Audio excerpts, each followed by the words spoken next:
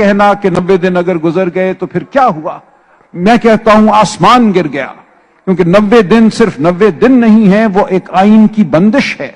और अगर आइन की बंदिश को हम एक खिलवाड़ समझते हैं, एक इनका तकद्दुस और अदलिया की आजादी, इसके हवाले से पहली बात तो मैं ये कहना चाहूंगा, पहली गुजारिश कि ये बात बिल्कुल वाज़े है कि आइन का तकद्दुस एक मुत्तहिद अदलिया के बगैर भी मुमकिन नहीं है।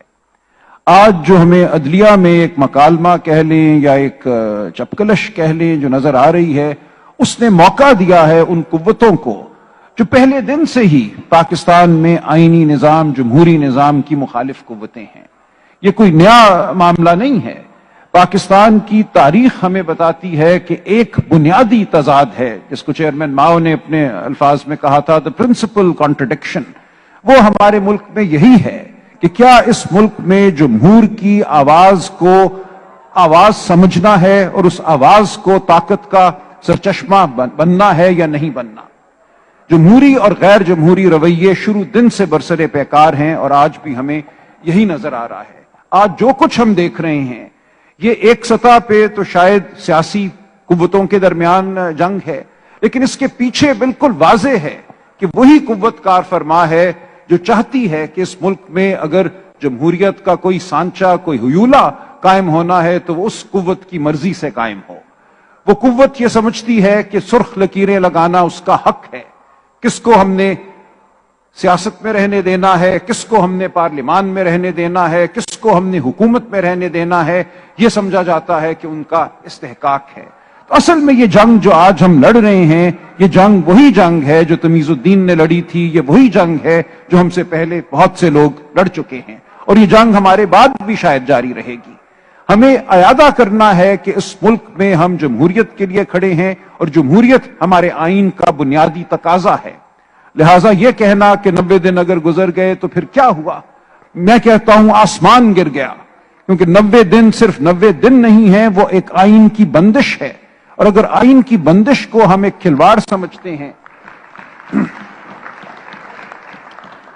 एक खिलौना समझते हैं कि अगर वो मेरे मतलब की है, मुझे उससे कोई फायदा है तो मैं उसको मान लूंगा, मेरे मतलब की नहीं है, मुझे फायदा नहीं है तो मैं उसको नहीं मानूंगा, तो फिर कोई आइन नहीं है, फिर आइन का एक झांसा है हमारे सामने। लिहाजा ये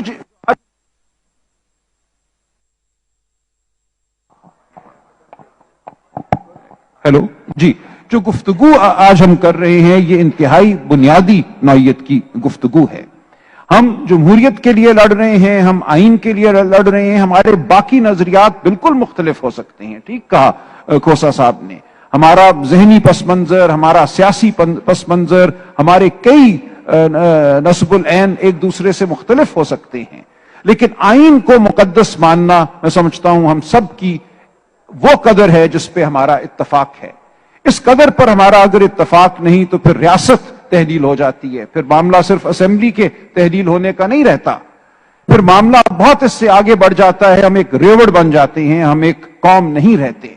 लिहाजा हमें हर रोज इस बात का यादा करना है और कहना है कि हम क्यों इस तरफ खड़े हैं, हम क्यों तकाजा कर रहे हैं कि सुप्रीम कोर्ट मुत्तहिद हो, हम क्यों तकाजा कर रहे हैं कि सुप्रीम कोर्ट के फैसलों को माना जाए।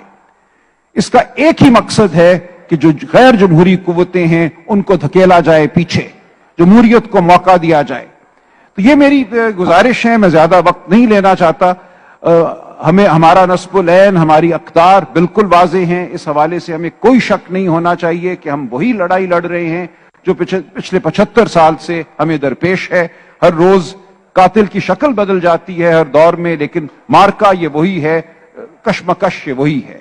आप सब इसमें जुटे रहिए, हम सब इसमें इकट्ठे हैं और इंशाअल्लाह फतह हमारी होगी।